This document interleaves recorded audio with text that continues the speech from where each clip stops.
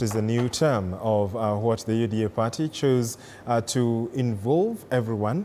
When you look at it from an African perspective as well, and Maliba talks about communication, do you think that then the morphing of opposition into government has had the ripple down effect that perhaps the initiators of this move would have expected? One, in terms of political temperatures, and two, service delivery, so that then you'd find that the bile and the opposition has not died down in terms of what the president keeps saying, let us all work together.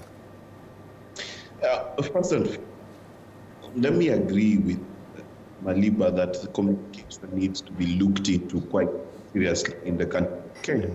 And as I'm being there, and I don't want to dilute his, I would like to remind him that Times Square, for the people who lost their lives there, the many people who lost their lives in Syria.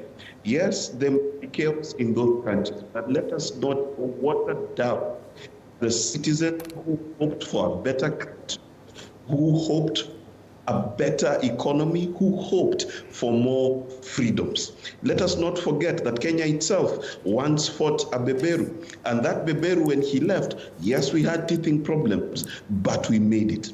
And that is the tone that is missing.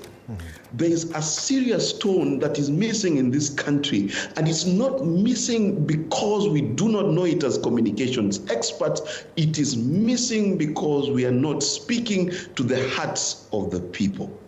Yes, indeed, 2024 had floods that were caused by people and floods that were caused by acts of God. The question is, the children of the nation of Kenya, how do they feel, and how do they feel today? When we look at the country, when the price of fuel goes down by 8 shillings and another 2 shillings, and then the Kenyan people don't react to it, we are in danger. When the price of food and commodities reduces and the people are still not reacting, we are in danger. And it is not just a communication issue. It is an issue that the hearts and the emotions of the Kenyan people have been removed from their government.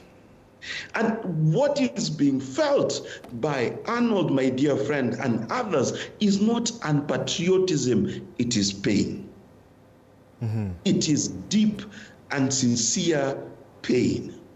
It is such a deep pain that I was saddened to see young people now doing a dance called Mapangale, where they put their hands on each other's necks, pretending to be cutting each other's necks down. It is a sign of depression.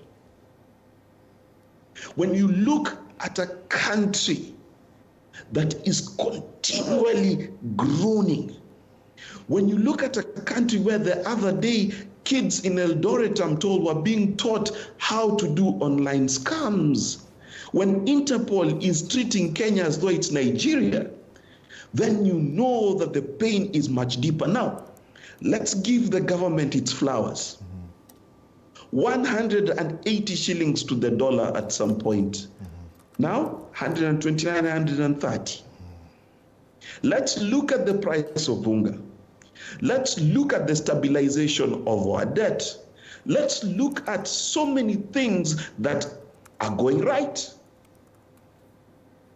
But let us not then also absolve ourselves of the very real issues that the government needs to deal with. And as a communications expert, I would tell them that, for example, Shah and Shif is a pain point. It's not a pain point like Adani was, no. It is a pain point in the sense that Kenyans do not feel taken care of, they do not feel loved.